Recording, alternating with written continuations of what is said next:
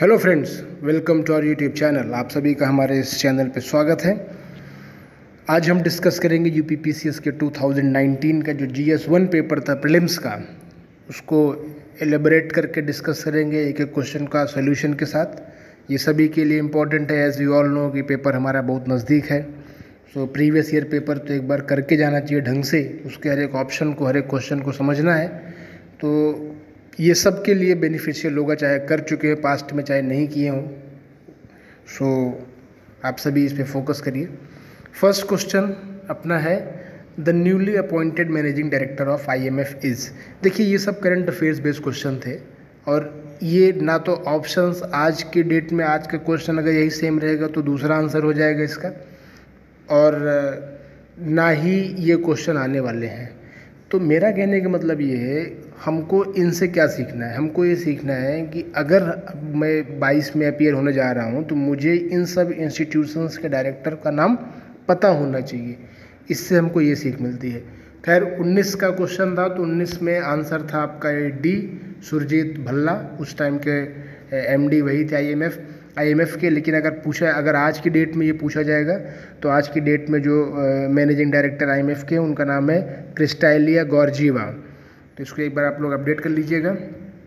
Next दूसरा question है, the national programme launch on October 10, 2019 by the Indian government to encourage talented children to enrich their skills. कभी कभी क्या होता है, ये लंबे क्वेश्चंस आते हैं और समझ में ना आए तो बगल में हिंदी का रहता है, उसको पढ़ लीजिए।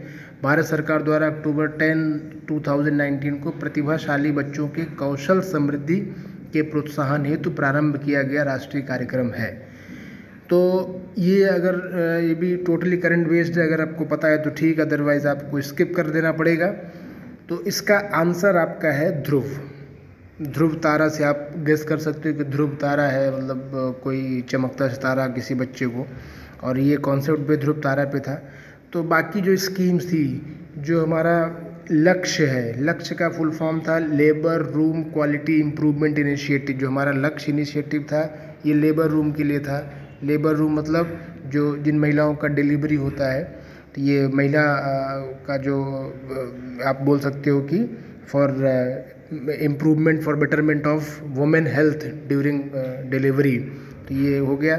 जो प्रतिभा है आपका गवर्नमेंट स्कूल के क्वालिटी एजुकेशन को प्रमोट करना है। जो बी ऑप्शन प्रतिभा आपका दिया हुआ है, ये जो सरकारी स्कूल हैं इसका क्वालिटी एजुकेशन कैसे बढ़ाया जाए उस पर है। और ध्रुव को पता ही है, ध्रुव के लिए क्या था कि टैलेंटेड चिल्ड्रन को इनकी स्किल डेवलप करना।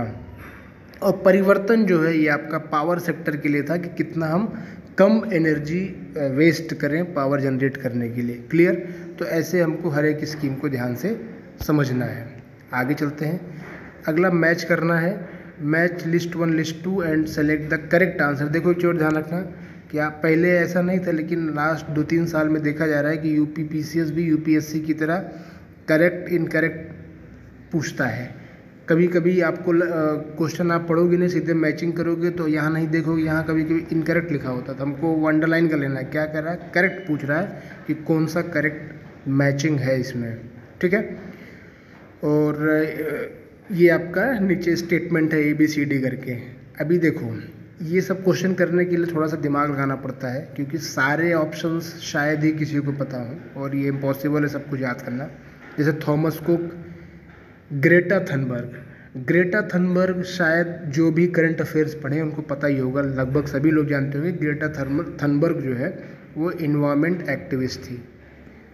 तो आपका B का 3 हो जाएगा। तो आप इसमें देखो B का 3 कहाँ है। आपका B का 3 C में भी है और D में भी है।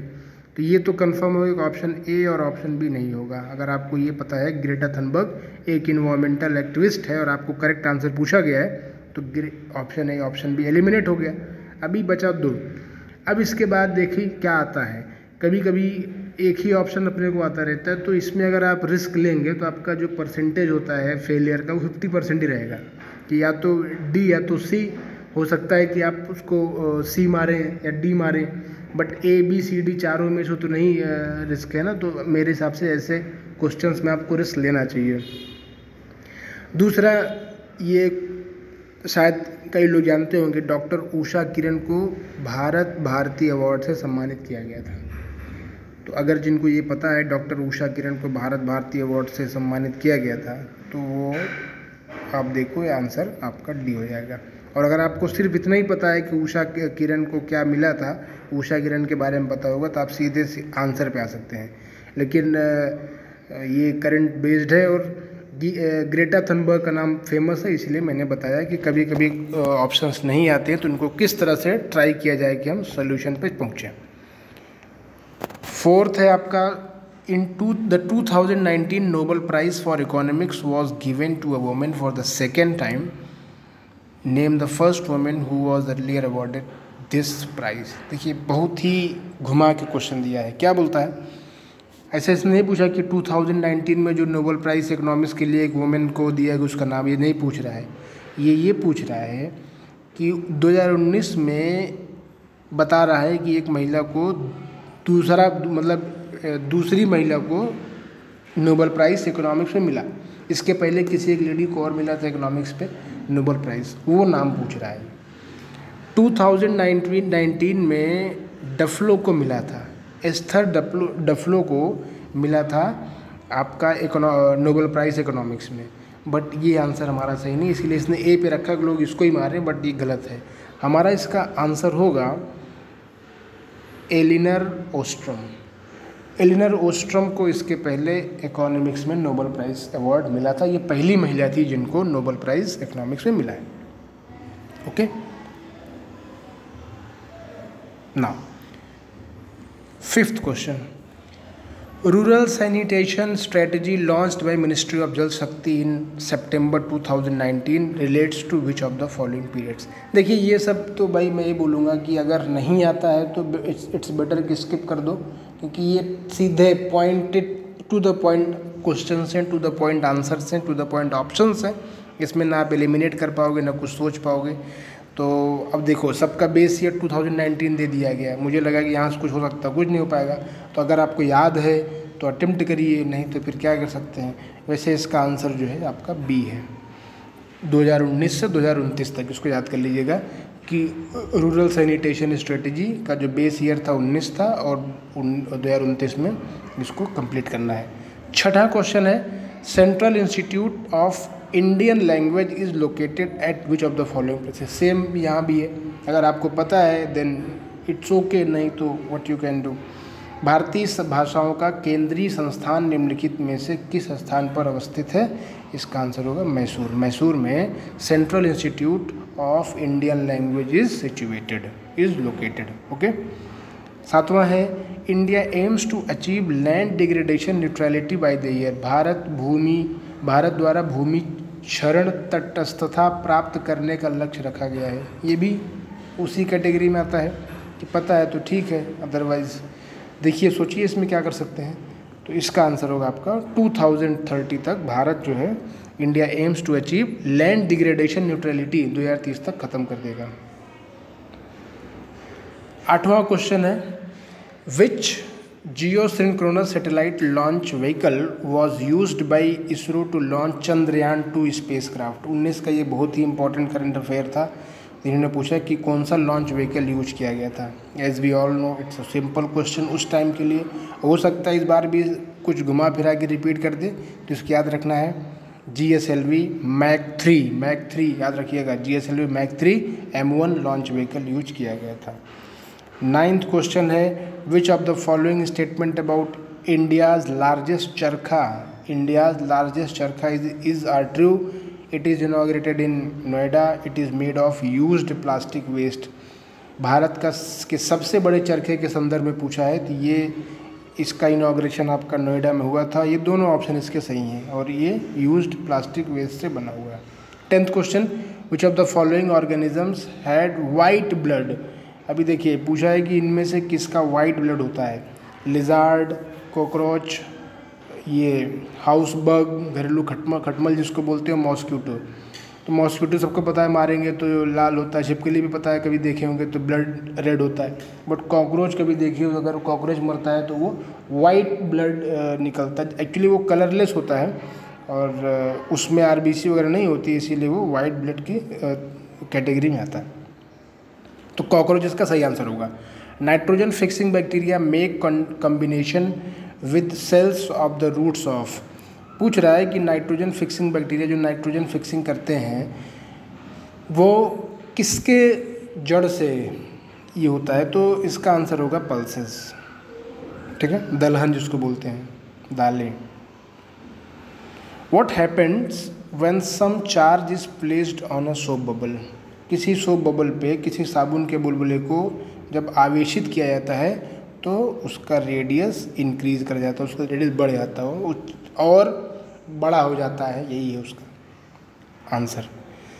Which of the following pair is not correctly matched. देखो यहाँ पे इसने पूछा ना नॉट करेक्टली मैच्ड, इसमें से कौन सा करेक्टली मैच नहीं है। अब इसके लिए आपको बायोलॉजी ढंग से पढ़नी पड़ेगी इसको सॉल्व करने के लिए। ऑक्सीटोसिन, ये शायद जो लोग पढ़े हैं बेसिक बायोलॉजी उनको पता है ये हार्मोन है, तो इसीलिए पहला सही है। दूसरा है एस्पार्टेम। एस्पार्टेम आपका होता है सिंथेटिक स्वीटनेस, ये भी सही है। नियोप्रीन, नियोप्रीन आपका होता है स्पेशलाइज रबर, एक नियोप्रीन रबर होता है। और रेयान, अब रेयॉन मॉडिफाइड स्टार्च दिया हुआ है बट रेयॉन होता है आपका फाइबर होता है जो सेलुलोज से बना होता है, ये फाइबर है।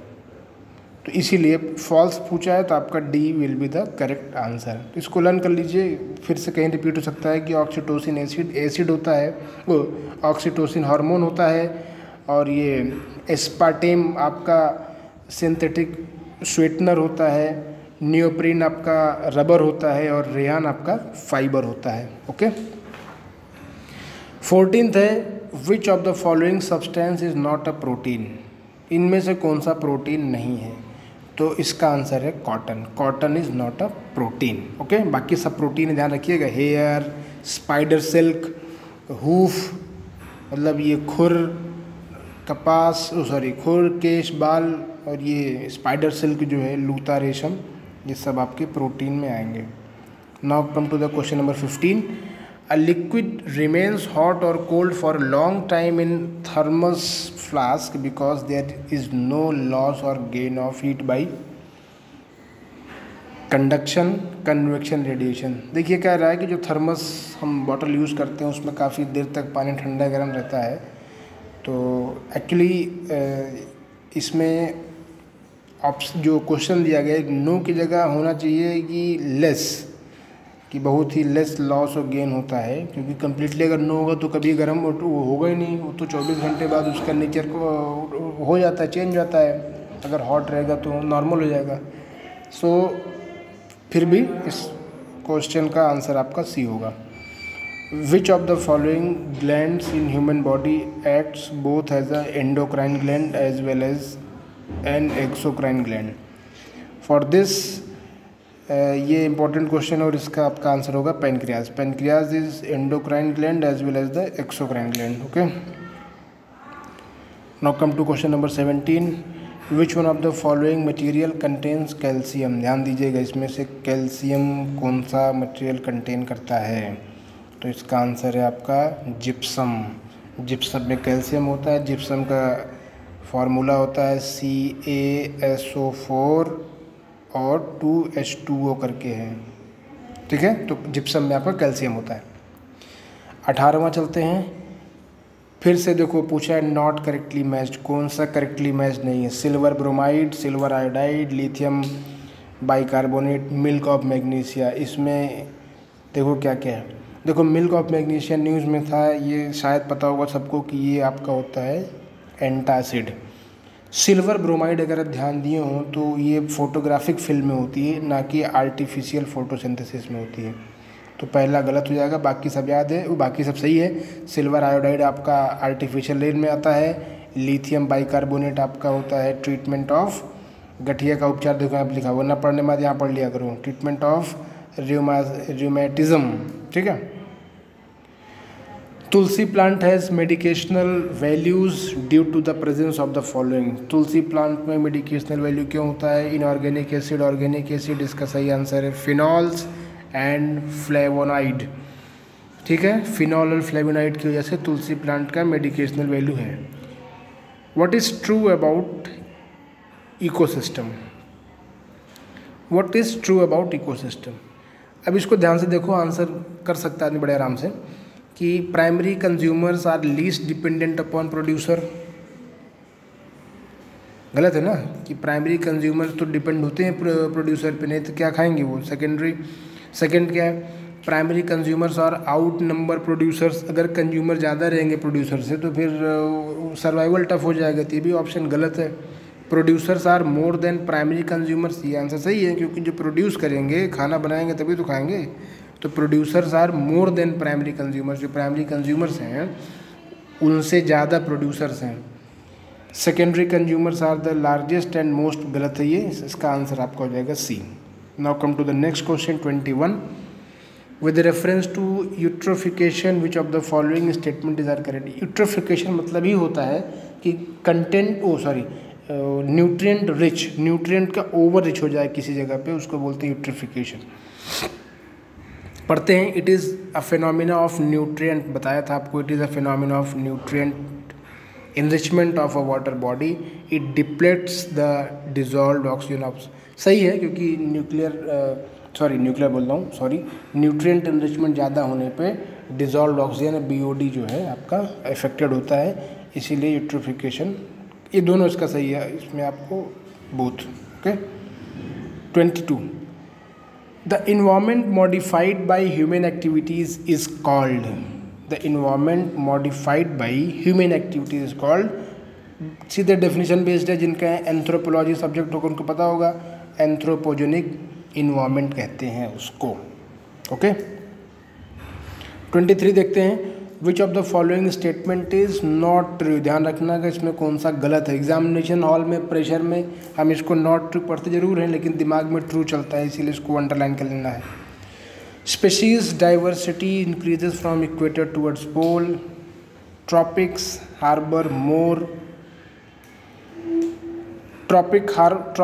more species than temperate areas. Greatest biodiversity, जिनको थोड़ा सा भी जानकारी होगी ग्लोब का या बायोलॉजी इसका ज्योग्राफी का, उनको पता होगा कि species diversity increases from equator towards pole, ये गलत स्टेटमेंट है, क्योंकि इक्वेटर पे ज़्यादा बारिश होती है, वहाँ ज़्यादा डाइवर्सिटीज़ होती हैं। अब पोल पे ठंड रहती है, बर्फ़ चद्दर रहती है, वहाँ पे सर्वाइवल टफ है, इसीलिए ये स्टेटमेंट आपका रॉन्ग है और ये आंसर हमारा सही माना जाएगा।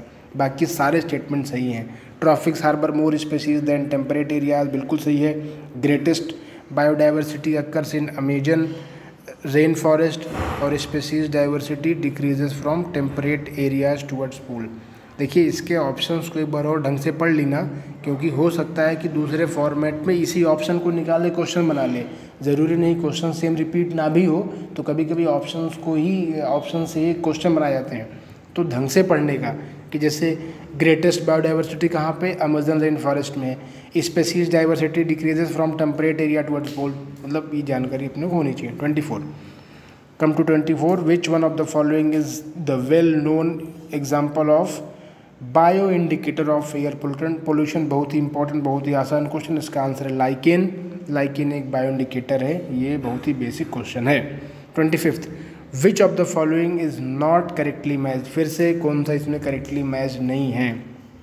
देखिए, सैलिनेशन हम लोग जानते हैं कि ये आपका, एक सेकेंड, डिसैलिनेशन पूछा है। डिसैलिनेशन हमको पता है कि ये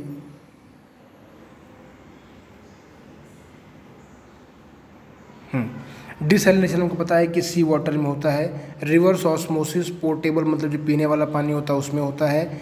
और ये आपका है डीनेचुरेशन, और ये आपका है pasteurisation.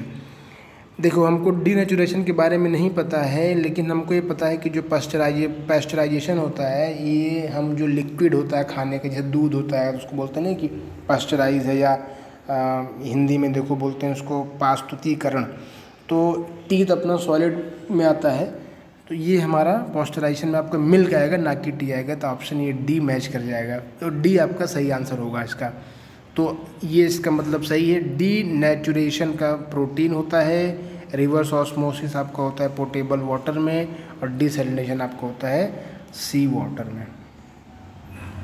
Which of the following is an example of herbicide, शाकनाशक का एग्जाम्पल क्या है, ये हमको पता होना चाहिए, दैट इज सोडियम क्लोरेट, जो कि अब बैन हो चुका है।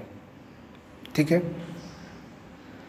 The gas which is emitted in the paddy fields and increases the earth temperature is, all we know, that is methane.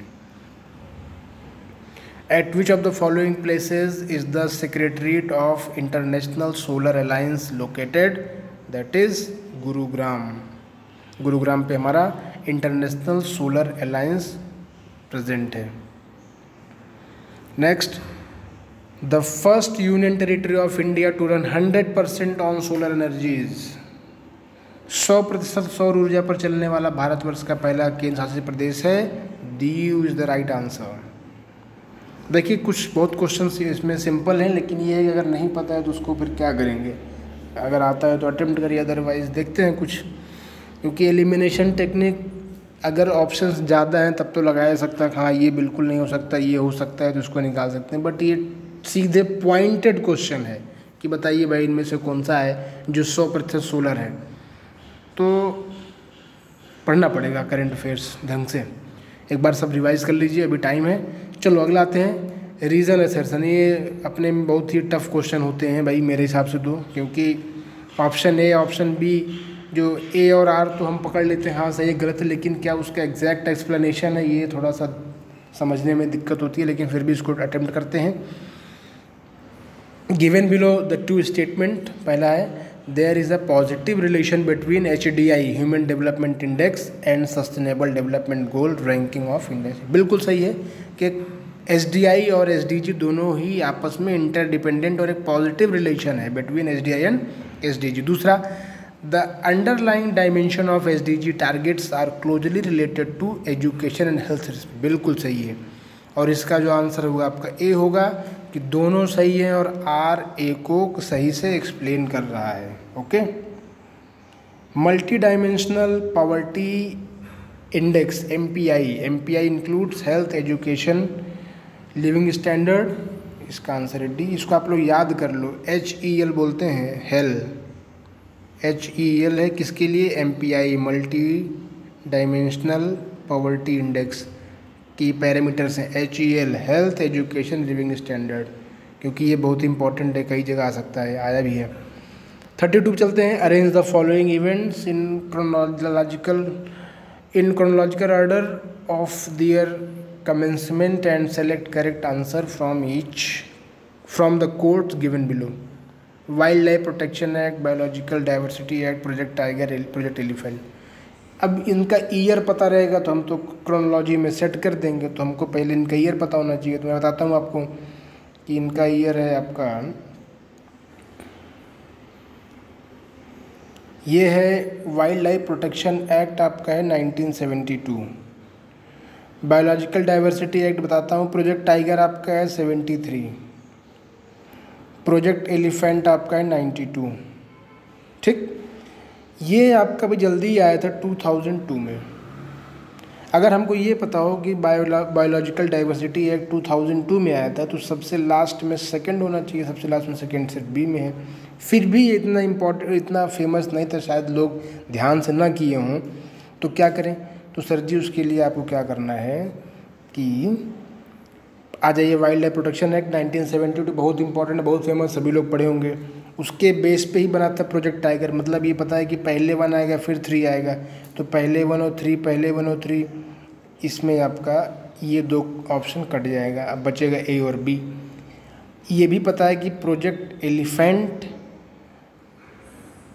आपका 92 में आया था, चलो ठीक है। तो मतलब प्रोजेक्ट टाइगर के बाद तो मतलब कर सकते हो, अगर आपको प्रोजेक्ट टाइगर, प्रोजेक्ट एलिफेंट और वाइल्ड लाइफ एक्ट के बारे में सिर्फ पता हो तो भी, फिर भी हमको याद करना है कि बायोलॉजिकल डाइवर्सिटी एक्ट। अभी इधर देखिए ऑप्शन 1 में सबसे पहले क्या दिया हुआ है, वाइल्ड लाइफ प्रोटेक्शन एक्ट, उसके बाद इसने दे दिया है बायोलॉजिकल डाइवर्सिटी एक्ट, फिर 3, 4।